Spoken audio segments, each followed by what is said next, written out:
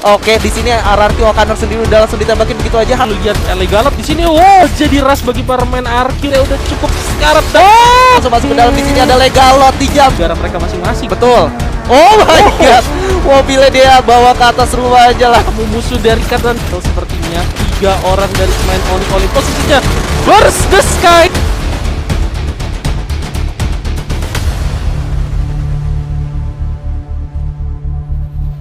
Oke, tadi oke, kita bakalan masuk langsung ke game pertamanya. Gue pengen lanjutin sedikit hashtag FF Indo Bersatu, dimana kalian apapun tim yang kalian favoritin ya kan, tapi sekarang udah ada 3 tim yang lagi ngewakil Indonesia, 2 bermain hari ini, dan mari kita sama-sama dukung tim dari Indonesia yang bermain di play-in, yaitu RRQ Hades dan juga Onyx Olympus. Menarik sekali karena kalau kita lihat arah pesawatnya sendiri juga membagi mapnya dengan nggak begitu rata. Tapi Onyx di sini, RRQ udah turun di observatory, di tempat yang biasanya dipakai sama EVOS untuk turun di Indo ya kan, dan di sini juga mungkin Onyx bakal nyasar ke Cape Town, ke tempat ininya mereka ya, atau enggak? Karena lu lihat ternyata Onyx sendiri nunggu banget di ujung pesawat. Dan kalau kita lihat dari RRQ sendiri, ini membuktikan bahwa RRQ adalah tim yang memiliki adaptasi cukup tinggi.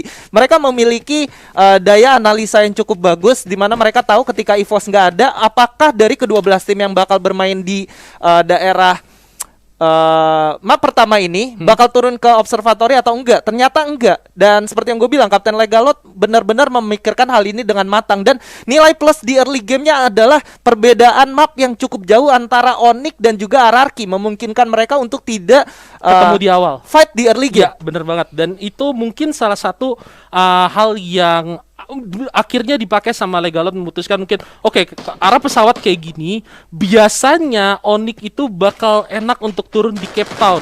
Betul. Jadi dia coba untuk turun di observatory, dan kita lihat di sini udah ada pertempuran di awal di mana V Gaming harus kehilangan 1 membernya dengan begitu cepat dari tim dari Taiwan ya. Iya, dan 1 orang di sini yaitu dari seorang ETA udah berhasil langsung di secure killnya aja, atau mungkin dijadikan sandra oleh tim VGM untuk membuat pergerakan dari LGDS sendiri terdistraksi antara harus menyelamatkan atau harus dipukul mundur, karena ini bakal menjadi 1 tukar 1 tentunya. Iya, tapi kalau misalnya kita lihat dari pergerakan LGDS sendiri, sepertinya mereka udah mempasrahkan temennya yang ada di depan, gak akan ditolong. Ini kalau menurut gua satu hal yang cukup oke, dalam artian ini lo adalah ronde pertama, dan gua rasa lu gak pengen ngambil satu keputusan yang beresiko yang bisa menghasilkan poin yang buruk untuk tim lo. Jadi oke, kita bakal coba untuk main bertiga, kita bakal coba mungkin ngelihat situasi apa jadinya kalau misalkan kita sisa bertiga sampai ke late game nanti, apalagi masih ada sisa 5 ronde yang bakalan berjalan. Tapi kalau dari tim Vian sendiri, sepertinya ada satu lagi yang kita bisa lihat tadi di map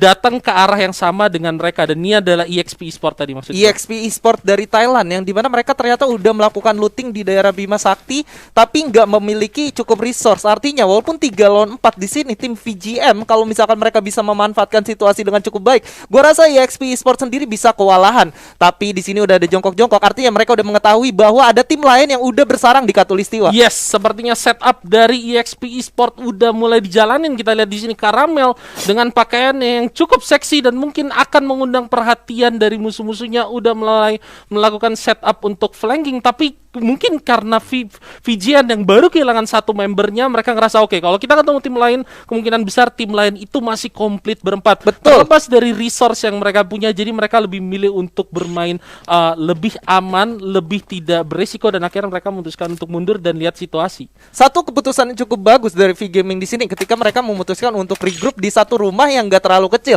Mereka bisa membagi visionnya, kalau dikala ada satu tim yang dari belakang masuk, mereka masih bisa melakukan defense gitu. Tapi di 2 orang di sisi yang depan itu benar-benar mengarahkan dirinya ke EXP Esport. Artinya 1 orang diputuskan untuk ke belakang untuk mencoba menghalangi pergerakan, sementara 2-nya fokus untuk tim yang udah ada di Katulistiwa. Yes, tapi kalau misalkan kita lihat dari zonanya sendiri, sepertinya tidak menguntungkan oleh tim VGN. Dan seperti yang lu bilang, mereka defense di dalam rumah kecil langsung ngebagi vision, karena mereka berpikir dari belakang kemungkinan bakal ada tim lain, dan tim itu adalah RRQ yang baru dari observatory dengan rotasi ke arah graveyard dan bakal masuk ke Katulistiwa. Yes, bener banget. Kalau kita ngelihat dari pergerakan RRQ sendiri, gua rasa RRQ bakal bermain cukup fleksibel ketika mereka memutuskan ternyata untuk melakukan menggunakan satu launchpad yang ada di daerah bullseye gitu, karena ini membuktikan kalau mereka ternyata memiliki gameplay yang cukup aktif. Mereka siap untuk melakukan rotasi yang cukup serumit,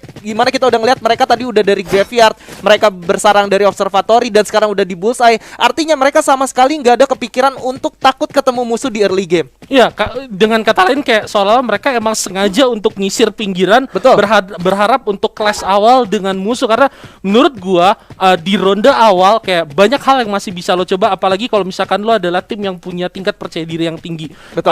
Dengan RRQ, mungkin RRQ juga mereka cukup pede dengan early game mereka, dengan kontes mereka, jadi mendingan mereka cari poin di awal, manfaatkan hal itu, apalagi ini masih ronde pertama, dan sepertinya pencarian RRQ akan mulai membuahkan hasil karena kita bakal ketemu tim LGDS di shipyard yang ada kemungkinan RRQ juga ke arah sana, dan tim atau mungkin mereka bakal main ke launchpad aja. Iya, apakah kita lihat mereka bakal bermain agresif langsung nyamperin ke arah musuhnya, atau mereka bakal bermain hanya menyisir aja? Tapi kalau kita ngeliat pergerakan dari Legalot sendiri, mereka mau coba melihat apakah ada musuh di daerah shipyard atau enggak. Dan ini membuktikan bahwa ternyata memang RRQ memutuskan di early game pertama ini mereka bakal bermain lebih agresif dari biasanya. Karena oke, di sini RRQ Okaner sendiri udah langsung ditembakin begitu aja, hampir terkena knockdown. Bener, dan udah kita lihat gimana dari LGDS sendiri udah ngerespon ya pergerakan dari RRQ ini sendiri. Tapi lu lihat Legalot di sini, knockdown, terlalu berbahaya posisi Legalot kalau menurut gua, dan dia susah akhirnya untuk di cover sama teman-temannya, dan dia bakal dikenok dan mungkin bakal dian. Tapi ini bisa jadi satu kesempatan mungkin bagi para pemain RRQ yang lain coba untuk manfaatin ini, atau kayak Pac-Man di sini coba untuk nge-cover Legalot, sementara dua pemain RRQ yang lain mungkin coba untuk ngedistract pemain LGDS yang tersisa supaya kemungkinan bagi Legalot untuk di revive berhasil. Dan yes, Legalot di sini udah di revive, dan sekarang RRQ udah komplit, mereka udah tahu ada para pemain LGDS di shipyard, dan gua rasa ini bakal jadi satu kesempatan bagi RRQ untuk ngumpulin poin. Tapi kita lihat bagaimana setup yang bakal dilakukan oleh pemain RRQ, karena kalau lu lihat perhatiin sendiri dari pemain LGDS, mereka juga harus mulai berpikir keras karena zona juga udah mulai jalan ke arah mereka. Yes, sementara advantage yang dimiliki oleh RRQ sendiri adalah mereka lengkap 4 orang, sementara LGDS hanya tersisa 3 orang. Dan kalau kita lihat 3 orang dari RRQ udah coba mulai merapat, dan dari Okaner sendiri mereka masih cukup jauh, jadi bisa melakukan satu flex yang gak bisa diduga oleh tim LGDS. Tapi kita lihat di sini Pac-Man sepertinya coba untuk cari kesempatan untuk ngebokong lawannya, sekalipun dia harus terkena zona. Zona awal masih belum terlalu sakit, jadi mungkin masih bisa dipakai kesempatan tersebut bagi para pemain RRQ untuk melakukan flanking dari belakang. Tapi kalau lihat gimana LGDS, tapi satu orang udah berhasil di knockdown, dan sepertinya ini bakal jadi rush bagi para pemain RRQ untuk maju ke depan kah, karena satu orang udah di knockdown. Mereka bakal manfaatin momentum ini seharusnya untuk maju dan coba ngajar para pemain LGDS yang lain. Kita lihat di sini Chanzu ya kan udah mulai bergerak, udah mulai coba nge-secure posisi dari LGDS yang knock tadi, dan bakal di-kill begitu aja. Sementara RRQ Hades bakal coba untuk ngejar para pemain LGDS yang lain. Satu orang udah ke spot, dan ini bakal jadi sulit banget karena health-nya udah cukup sekarat. Secure kill-nya begitu aja oleh Pac-Man the Sniper. RRQ Hades dengan 3 poin eliminasi di early game bakal menjadi satu bekal moral yang cukup baik untuk mereka. Kita bisa saksikan gimana flexnya RRQ walaupun harus kehilangan Legalot di early game, terkena knockdown, tapi masih bisa di revive sampai akhirnya. Kondisi deadlock yang dimiliki RRQ dan juga dari tim lawannya itu membuahkan hasil baik dari RRQ ketika teman-temannya bermain flex untuk menyebar formasi 3-1. Ya, dan itu yang gua demen gimana dua pemain RRQ yang tadi coba nge-backup Chanzu kalau gak salah yang lari ke arah Legalot yang kenok ya kan, dan akhirnya itu kayak ngebikin situasi di mana Legalotnya bisa di revive dan gak ada pemain RRQ yang harus hilang di dalam fight itu, dan mereka bisa ngeratain LGDS clean tanpa kehilangan satu orang pun. Yes. Walaupun harus membuang resource untuk melakukan reviving terhadap Legalot, tapi gue rasa 3 poin eliminasi di early game zona pertama. Dan kalau kita ngelihat dari segi map awareness ya, di sekitar RRQ itu udah nggak ada tim lagi. Artinya mereka dari utara dari utara Bermuda, Ya. mereka bisa masuk ke dalam zona tanpa harus takut bertemu dengan tim lain. Ya, dan itu bisa jadi satu advantage tersendiri. Tapi kalau misalnya kita perhatiin, ini ada di satu sisi map lain, di tempat ada tim Onyx juga, dan sepertinya di sini crowd banget, penuh banget di dalam zonanya dengan tim-tim yang ada, tim-tim yang lain, 10 tim yang bermain di dalam ronde pertama FFCS Fase Play-in sini. Sepertinya mereka udah memutuskan untuk masuk ke dalam zona semua, dan dengan pergerakan yang padat seperti ini bakal jadi berdarah-berdarah berikutnya. Ya, yang harus jadi patokan untuk Onyx di sini adalah bagaimana caranya mereka masuk ke dalam zona tanpa harus bertemu tim orang lain. Tapi nampak ya Lau sendiri udah memberikan info kepada teman-temannya bahwa ada tim CRXE dari India ya. Iya, Tim dari Critical India. X Elite. Wah, Betul, ini, tim CRX Elite. ini seharusnya aimnya merah-merah ya. Betul. Critical. Critical. Karena sesuai dengan namanya. Udah critical elite lagi. Wah. Lu bisa bayangin gak? Lu bisa Yang bayangin. critical aja tuh udah serem. Yes. Udah ada critical, ada X-nya, ada elite. Wah, lu bayangin kalau ternyata mereka tapi di lane sisi mereka nggak berhenti gitu aja, bakal langsung masuk ke dalam. Di sini ada Legalot di jump shot, terkedap down satu orang lagi Bang Abi. Ini adalah VN Gaming yang tadi udah clash dengan LGDS di awal. Yes. Ya, mereka udah sama-sama kehilangan satu member, dan ternyata RRQ Hades sepertinya nggak cukup dengan 3 orang yang mereka eliminasi. Mereka sepertinya haus. Ini kalau dari pengalaman ya, dari apa yang biasa gue lihat, ini bakal terus berlanjut sih di ronde pertama nih. Biasanya tim-tim yang haus darah, eksekusinya clean, mereka bakal ngelanjutin tren ini sampai ke zona akhir. Tapi kita lihat apakah RRQ bakal ngelakuin hal itu. Ditambah lagi kalau misalnya RRQ berhasil ngelakuin hal ini di dalam turnamen, gua rasa ada satu boosting mentalitas, dan itu bakal berguna banget, apalagi kalau misalkan mereka bisa pertahanin hal itu sampai ke 5 ronde selanjutnya. Betul sekali. Dimana kalau kita ngeliat sendiri RRQ dengan kapten terkuat di muka bumi ada Legalot ya. Lu bisa bayangin gimana Legalot mengadaptasi gameplay yang dimiliki oleh EVOS dengan begitu cepatnya. Mereka latihan hanya beberapa minggu dari FFIM sebelumnya sampai akhirnya masuk ke sini, dan mereka bisa adaptasi itu dan melakukan finishing dengan cukup bagus sampai at least ada di mid game ini. Ya, dan kita harus ingat juga lawan dari tim RRQ yang mengadaptasi permainan EVOS ini adalah tim-tim yang berasal dari peringkat 2, peringkat 3 negara-negara lain yang mereka udah ngelaluin kompetisi seperti FFCam di negara mereka masing-masing. Betul. Oh my god. Mobilnya dia bawa ke atas rumah aja langsung. Gila, Kenapa? ada mantep ya? Kenapa lu harus ke bawah kalau lu bisa naik ke atap ya? Iya, kenapa harus ada yang mudah kalau lu bisa yang lebih sulit gitu? Iya, benar juga ya. Iya kan?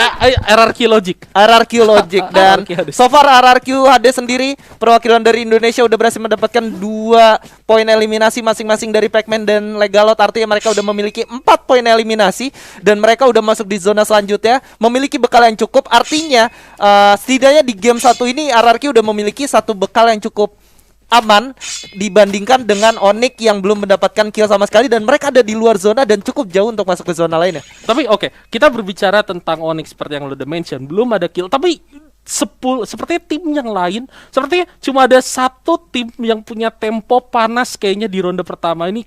Tim yang lain tuh kalau kita lihat sampai sekarang, mereka bermain dengan tempo yang lebih slow, lebih adem. Mungkin coba untuk menghindari early fight. Bahkan tadi ketika ada 2 tim yang bertarung di awal, LGDS dan VGN, ketika mereka udah kehilangan satu member mereka memutuskan untuk narik.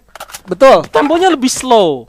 Apakah mungkin karena mereka RRQ bakal ketemu EXP? Kenapa enggak? Karena dari tadi emang sepertinya mereka mencoba untuk mencari kill ya. Kita lihat Pacman di sini di belakang ya kan, Pacman the Sniper udah mulai ngeker-ngeker dengan panci mungkin. Panci sekarang ada sementara kita itu O'Connor harus di depan. ke-knockdown. O'Connor udah ke-knockdown.